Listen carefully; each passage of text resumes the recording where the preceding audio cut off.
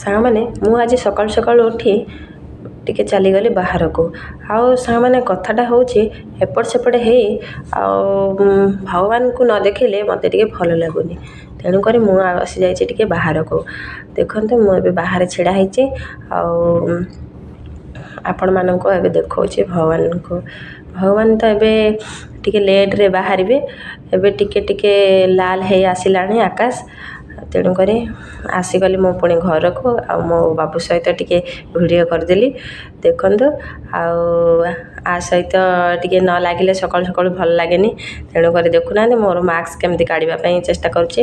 ଆଉ ଚାଲନ୍ତୁ ଏବେ ଟିକେ ନାଲି ଚା ବନେଇଦେବା। ନାଲି ଚାରେ ଆଜ୍ଞା ସକାଳୁ ସକାଳୁ ପିଇଲେ ବହୁତ ଫାଇଦା। ଏ ଶୀତ ଦିନରେ ନା ନାଲି ଚା ହିଁ ବହୁତ ଫାଇଦା। ତେଣୁକରି ନାଲି ଚା ଟିକେ ବସେଇଦେଲି। ଆଉ ଆମେ ତ ମା ପୁଅକୁ ଭାରି ଥଣ୍ଡା ହେଇଯାଇଛି। ଏପଟେ ଅଦା ଟିକେ ପକାଇଦେବା। ଅଦା ନ ପକାଇଲେ କିଛି ଭଲ ଲାଗେନି। ଟିକେ ଡିକାସିନିଟା ରାଗ ରାଗୁଆ ଲାଗିବ। ସାଙ୍ଗମାନେ ଆମର ଗଞ୍ଜାମ ଭାଷାରେ ଆକୁ କୁହନ୍ତି ଡିକାସିନି। ନାଲି ଚା'କୁ କୁହନ୍ତି ଡିକାସିନି। ଆଉ ଅଦା ତ ପକାଇଦେଲି ସାଙ୍ଗମାନେ। ଏବେ ଟିକେ ଚିନି ପକାଇଦେବି। ଚିନି ପକାଇଲା ପରେ ଆକୁ ଫଟାଫଟ ବନେଇକି ଆମେ ମା ପୁଅ ଟିକେ ଟିକେ ପିଇଦେବୁ। ଆର ସବୁ ପକା ସରିଲା। ଏବେ ସାଙ୍ଗମାନେ ଚାଲନ୍ତୁ ଗ୍ଲାସ୍ରେ ଟିକେ ମୋ ପାଇଁ ଢାଳିଦେବି। ଆଉ ଏ ଯେଉଁ ପ୍ଲେଟ୍ଟା ଦେଖୁଛନ୍ତି ନା, ଏ ପ୍ଲେଟ୍ରେ ମୋ ବାବୁ ପାଇଁ ଟିକେ ଢାଳିବେ।